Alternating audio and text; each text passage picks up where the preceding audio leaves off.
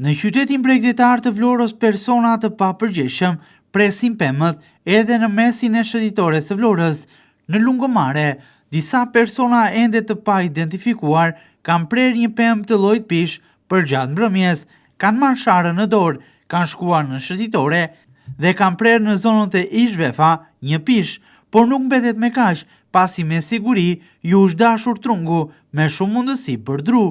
Në shëtitore, ka nisur që të presin edhe degët e pishës, të cilët e rrëzuan më parë për tokë. Më pas, kanë marrë trungun e pemës, e kanë ngarkuar në makinë dhe janë larguar të qetë, duke çuar drurin për ta shitur apo për ta përdorur për të ngrohur në zjarr.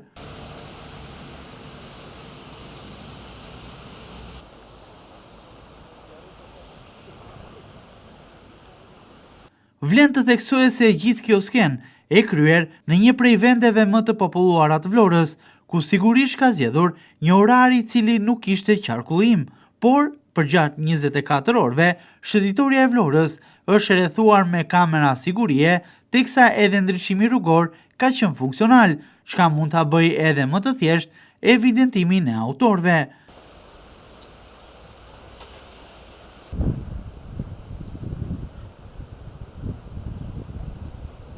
Prerja e pishës është konstatuar në orët e mëngjesit nga punojësit e ndërmarrjeve në varësi të Bashkisë së Vlorës, të cilët merren me punët publike, menaxhimin e shëtitores së qytetit.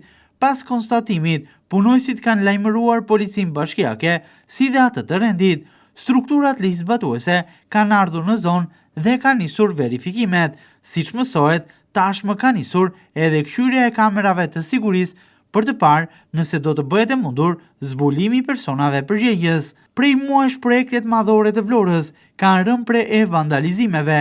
Diku thyen stola, në një zonë tjetër shkatërohen kosha mbeturinash, dëmtohen parqet e lojrave, shkruhen me bojë apo priten pemë. Kjo dhe për shkak se mungon një strukturë e posaçme për vëzhgimin, verifikimin dhe për kujdesjen e projekteve madhore në Vlorë, nga këta kategori personash të papërgjegjshëm. Në qytet, mjaftohen vetëm me ndërtimin e një projekti, por nuk ka asnjë përpjekje të mëparshme për ruajtjen dhe mbrojtjen e tij, por mbi të gjitha për parandalimin e rasteve të tilla.